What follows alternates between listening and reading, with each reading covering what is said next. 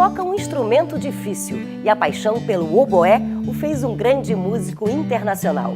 Eu converso hoje com o maestro Alex Klein. O Palavra Aberta já está no ar.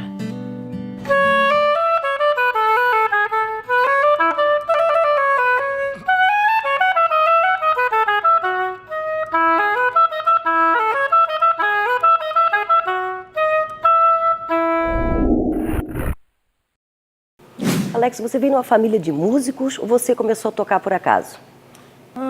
Família de músicos. Meus pais tiveram seu primeiro encontro em um concerto da Sinfônica de Porto Alegre.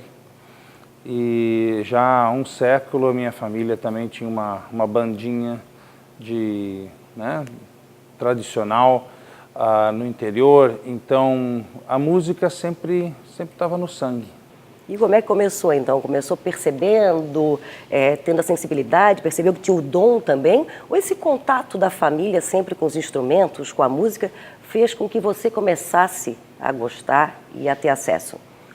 Bom, meus pais sempre ouviam música, mas a gente não ia a concertos e nada disso. A razão que eu entrei na música foi mais escolar, porque foi uma maneira encontrada pela escola para eu ter um aproveitamento escolar melhor.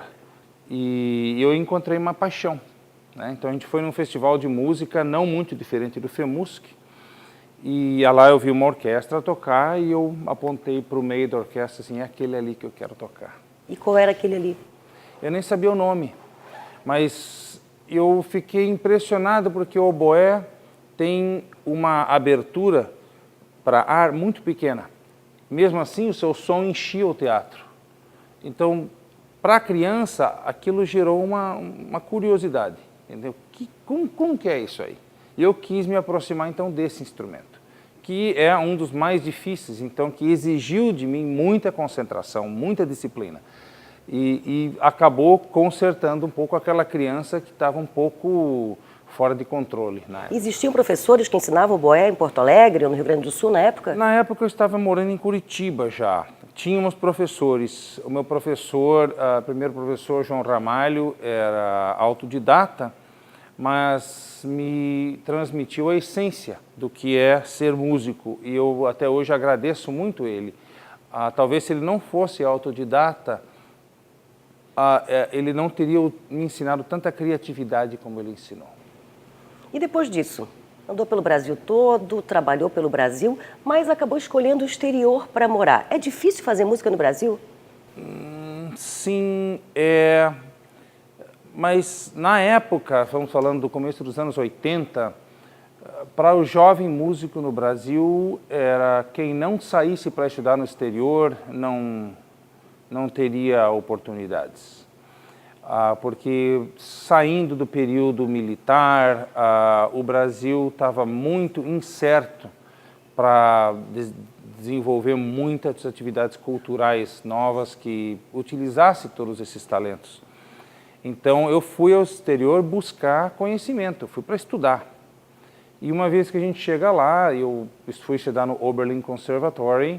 Um ano depois, teve um concurso internacional de oboé no Carnegie Hall, em Nova York, e eu recebi o primeiro lugar, e competindo com outros profissionais e tudo. Então, a carga de conhecimento que eu já levei do Brasil era grande, porque não se faz um músico em um ano, né, para ganhar um concurso internacional. E uma coisa leva a outra, a carreira deslanchou, e eu acabei ficando nos Estados Unidos uns 25 anos. Quando eu voltei dos Estados Unidos para o Brasil, eu estava procurando ser útil. E eu olhei que Santa Catarina, como um dos estados mais ricos do Brasil, estava com a cultura não ainda compatível com os outros estados mais ricos, como São Paulo, Rio, Minas Gerais, né, que tem grandes atividades de orquestras e óperas e escolas de música. E Santa Catarina tem muita gente boa lutando dentro de Santa Catarina para abrir espaço. Mas faltava ainda aquele momento de Santa Catarina peitar outros estados e dizer assim, nós temos igual, ou melhor, ou compatível, ou coerente com. Então eu vim para cá na intenção de ser um instrumento útil para o estado. né? Então, eu morei sim alguns anos em Joinville, tivemos muitas conversas sobre a possibilidade, o que a semente caiu em solo mais fértil em Jaraguá do Sul, e hoje nós vemos o FEMUSC como um evento onde Santa Catarina pode dizer ao resto do país que sim, aqui tem, e de alto nível, feito com mão de obra local, com tecnologia laboral. Está aqui mesmo em Santa Catarina. Mais sobre o FEMUSC e muito mais, a gente vai conversar depois do intervalo. A gente volta já.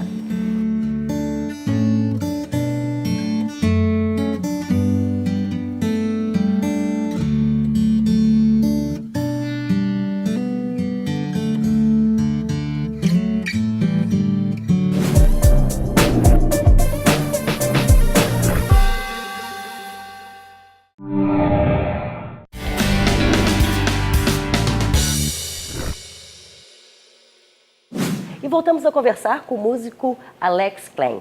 Alex Klein, nós falamos no primeiro bloco sobre o FEMUSC. O que é exatamente esse evento? É um evento anual aqui em Santa Catarina? O que ocorre nesse evento? O FEMUSC é o Festival de Música de Santa Catarina. É um ponto de encontro para grandes mestres da música de vários países e também de alunos. No total, em 10 anos, cerca de 45 países já foram representados em Jaraguá do Sul para esse evento. A ideia é comum a outros festivais. Nós temos aulas de alunos com grandes professores, formamos orquestras com eles e apresentamos concertos. Até aí está igual. O FEMUSC, no entanto, tem uma estratégia diferente de mover essa juventude e de botar mais responsabilidade nas mãos deles sobre o seu futuro, em vez de dependerem somente de algum professor me amar e me dar uma bolsa de estudos. Vamos tirar um pouco da ilha da fantasia dessa história e colocar um pouco de realidade aí. A realidade é que se um artista não tem seu próprio público, ele não vai ter mercado. Sem público não tem patrocinador, sem patrocinador não tem projeto. Então, nós aqui ensinamos os alunos a irem apresentar concertos em lugares difíceis. Na penitenciária, em shopping center, numa praça de alimentação. Agora, você imagina alguém tocando seu violão, sua flauta, um quarteto de cordas, numa praça de alimentação, cheio de gente conversando e comendo. Isso acontece nesse evento? Acontece no FEMUSC todos os anos. Não só é bom para a população escutar um pouco de música, mas eu quero trabalhar naquele coração do jovem músico. E também o acesso ao público que não vê música, que não escuta música, Exato. que não tem esse aqueles contato. que não podem vir até aqui, até a SCAR e pegar um ingresso e assistir o concerto, como os concertos nos lares de idosos. Então nós levamos o concerto lá para eles. E temos orgulho de dizer que o Lar das Flores já é um local regular de concertos importantes do FEMUSC. Nós enviamos para lá grupos de profissionais, de alunos mais avançados. Tá? Então, o jovem precisa entender que a responsabilidade é deles também. Mas tudo isso vai para trás ao que é um festival escola. Tudo que acontece em volta do FEMUSC tem um ponto pedagógico fundamental. Nós falamos no primeiro bloco também sobre instrumentos musicais, aquele primeiro instrumento que você tocou e toca até hoje, e foi muito premiado pelo mundo. A tua carreira de músico e de maestro, ela caminha junto? Começamos juntos. Aos 10 anos de idade eu comecei a ter aulas de regência, aos 9 com oboé. Então, as duas caminharam juntas. Aos 16 anos eu já já tinha um posto como regente, mas o oboé decolou com os prêmios internacionais e eu deixei a regência de lado. Eu regia só em algumas atividades ou festivais onde eu ia, ou em trabalhos de universidades. Mas depois dos meus 36 anos eu tomei uma curva na carreira e aí eu assumi mais a responsabilidade como regente e como administrador cultural. Nessa trajetória de vida de músico, qual foi a maior dificuldade que você sentiu? Qual foi o momento mais difícil que pensou em desistir? Olha, eu nunca pensei em desistir,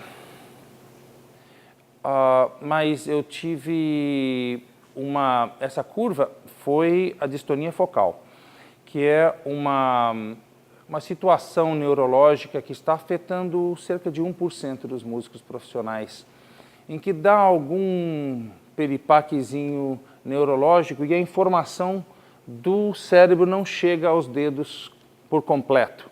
Isso causa que os dedos às vezes dêem um surto, né, um soluço, e quando chega toda a informação, ou que parem de funcionar quando a informação não chega. Então, e para controlar isto, foi necessário eu deixar o cargo que eu tinha na Sinfônica de Chicago e partir para outras atividades complementares. Então, eu ainda toco oboé e toco bastante, mas não é a tempo integral. Por isso que eu faço atividades de administração artística e regência. Nós falando em oboé, eu ia te pedir para tocar um pouquinho, para a gente poder escutar, e para quem não conhece o instrumento, né, ter esse prazer. Com certeza. O oboé é um instrumento de palheta dupla. Essa é a palheta dupla, que tem uma do lado de cá e do lado de lá. Essa maneira de produzir som veio do Egito Antigo. Nós ainda usamos o mesmo junco que se encontrava no rio Nilo, né, há milhares de anos atrás. Hoje ele evoluiu um pouco, o material que a gente usa, na verdade, vem do sul da França. E o oboé é normalmente feito de ébano. Este meu é feito de uma outra madeira mais leve, tá? Até porque o ébano está em... Extinção? Está reduzido, né? Então é melhor não usar mais o ébano, deixa ele quieto, né? Então, esse é um instrumento da orquestra que vem desde os faraós. Continuou sua evolução, foi para a Grécia, foi para a Índia, voltou com Marco Polo e companhia para a Europa na Idade Média, e não sabiam que nome dar para ele, mas tem um som alto, é de madeira, então chamaram de alta madeira, em francês, oboá. Aí ficou oboé. E oboá ficou oboé. E é feito na França? É um instrumento fabricado lá? Esse instrumento é feito na França, mas hoje o oboé é feito em vários países, né? No Brasil fabrica-se? Fabrica-se, monta-se, partes chinesas que se montam no Brasil, né?